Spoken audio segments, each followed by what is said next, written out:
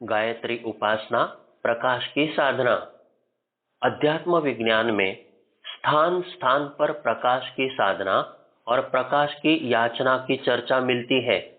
यह प्रकाश बल्ब, बत्ती अथवा सूर्य, चंद्र आदि से निकलने वाला उजाला नहीं, वरन यह परम ज्योति है जो इस विश्व में चेतना का आलोक बनकर जगमगा रही है। गायत्री का उपास्य सविता देवता इसी परम ज्योति को कहते हैं।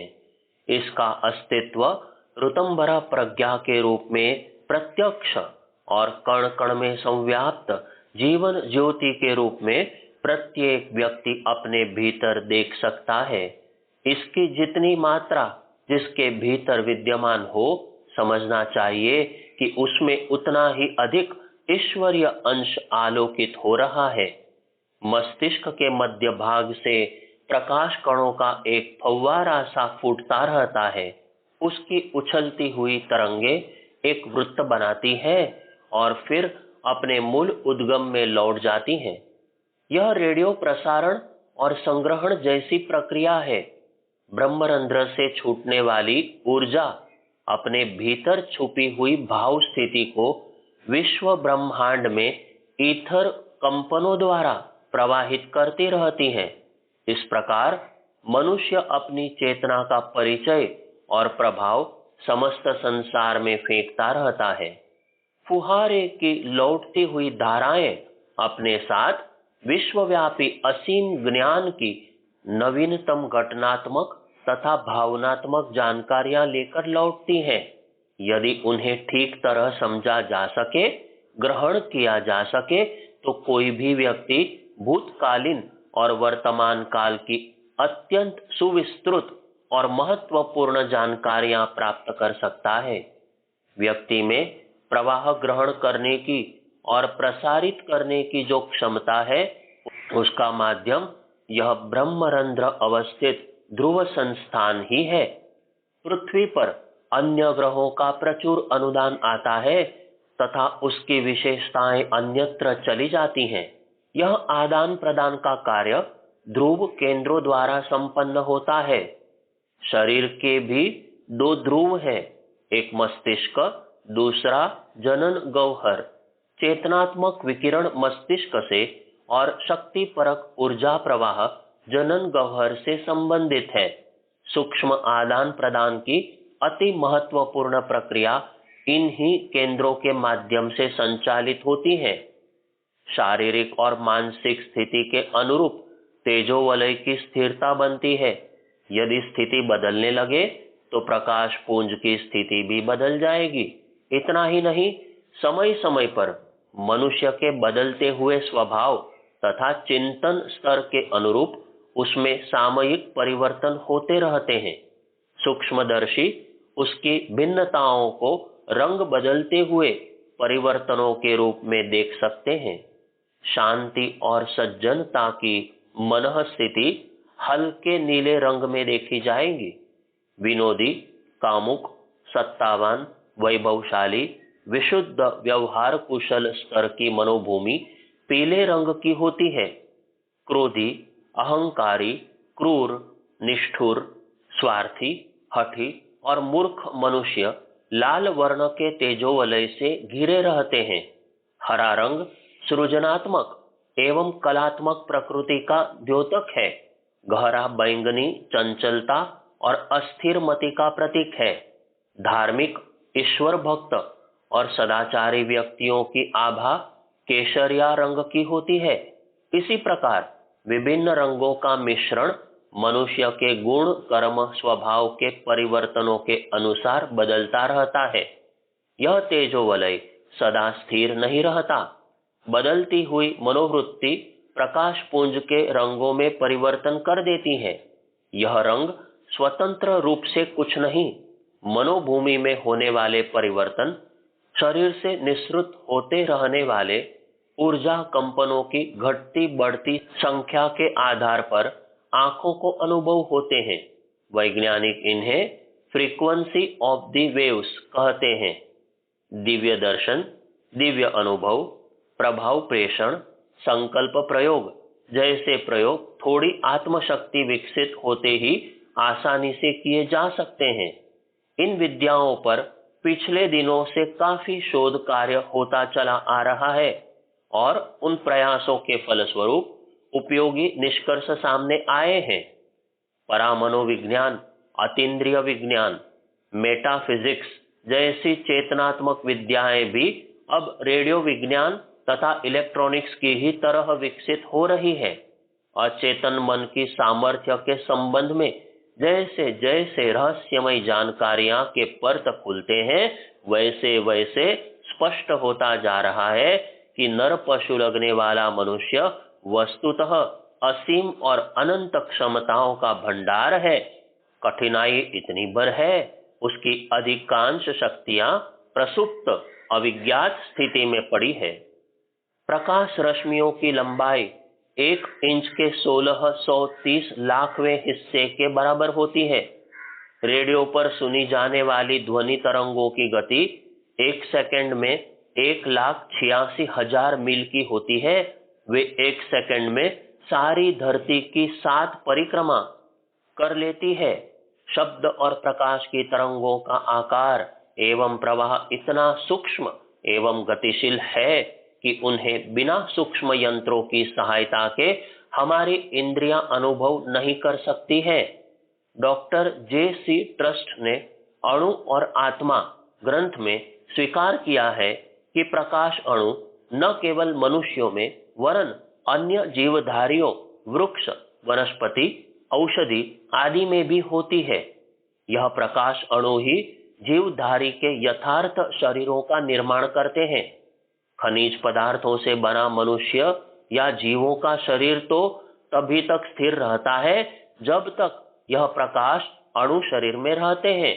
इन प्रकाश अणुओं के हटते ही स्थूल शरीर बेकार हो जाता है, फिर उसे जलाते या गाड़ते ही बनता है। खुला छोड़ देने पर तो उसकी सडांग से उसके पास एक क्षण भी ठहरना कठिन हो जाता है।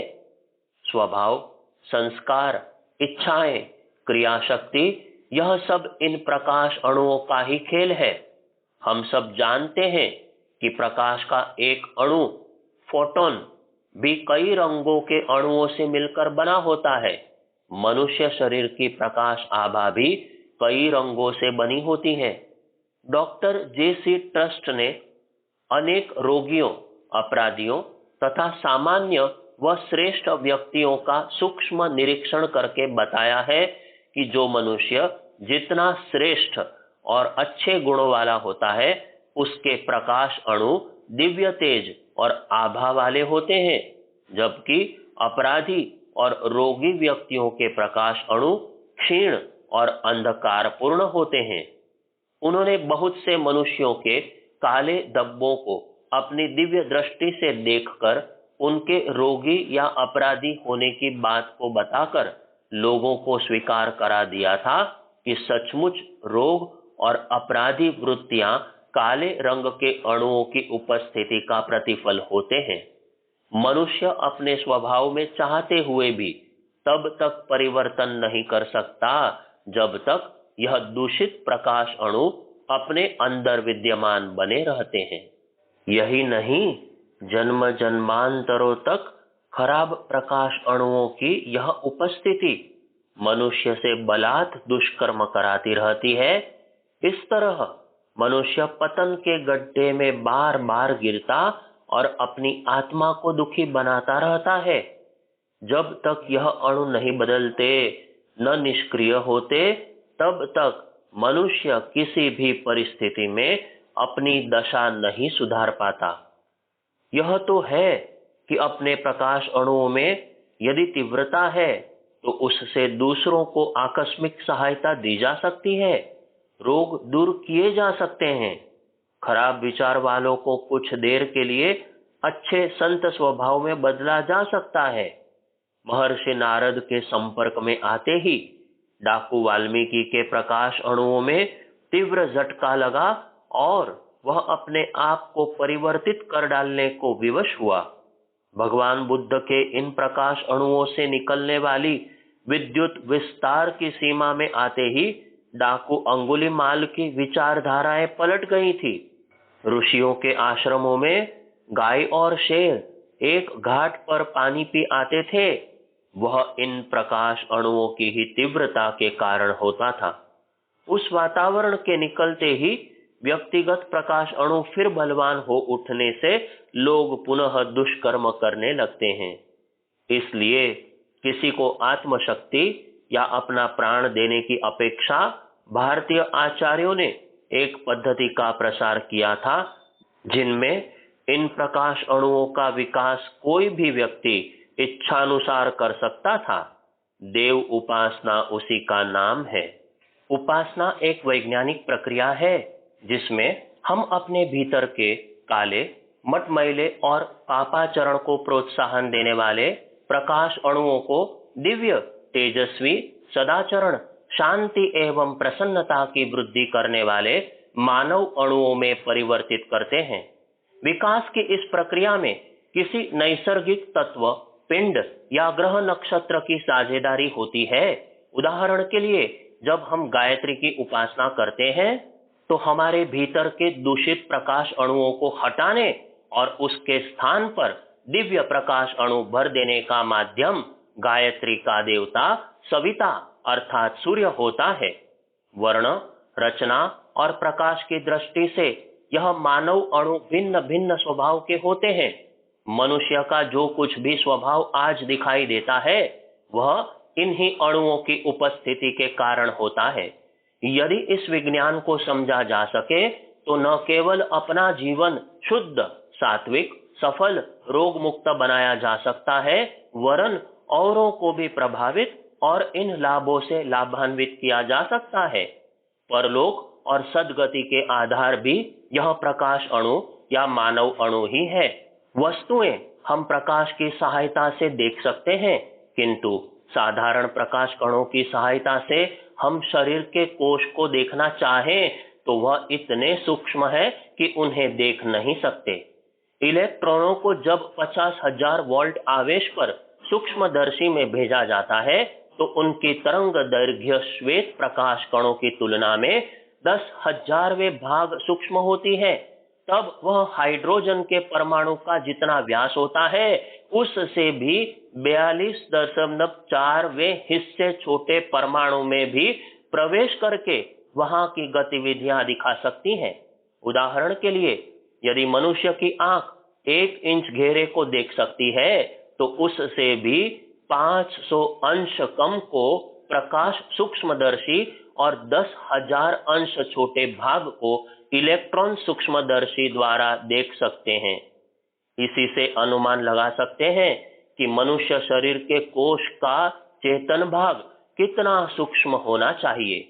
इस तरह के सूक्ष्मदर्शी से जब कोश का निरीक्षण किया गया तो उसमें भी एक टिमटिमाता हुआ प्रकाश दिखाई दिया। चेतना या महत तत्व इस प्रकार प्रकाश की ही अति सूक्ष्म स्फुरणा है, यह विज्ञान भी मानता है। भारतीय योगियों ने ब्रह्मरंध्र स्थित जिन षट चक्रों की खोज की है, सहस्त्रार कमल उनसे बिल्कुल अलग सर्व प्रभुता संपन्न है।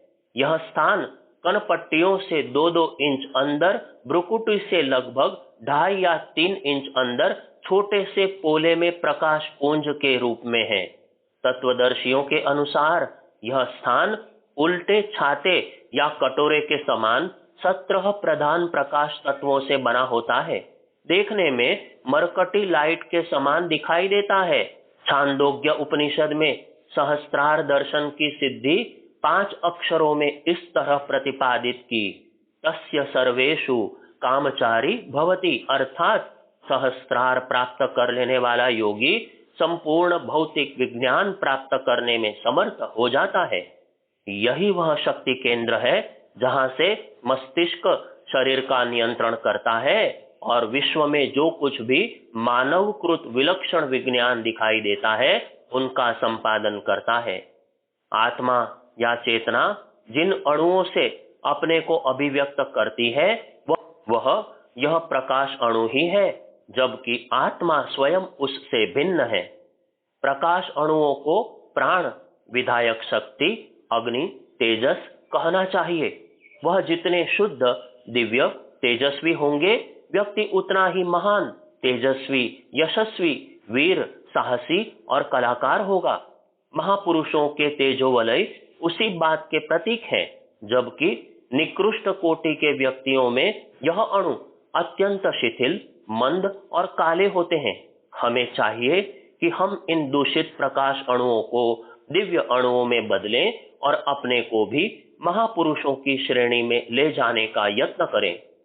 ब्रह्म विद्या का उद्गाता तमसो मां ज्योतिर्गमय की प्रार्थना में इस दिव्य प्रकाश की याचना करता है। इसी की प्रत्येक जागृत आत्मा को आवश्यकता अनुभव होती है। अस्तु, गायत्री उपासक अपने जप प्रयोजन में इसी ज्योति को अंतः भूमिका में अवतरण करने के लिए सविता देवता का ध्यान करता है।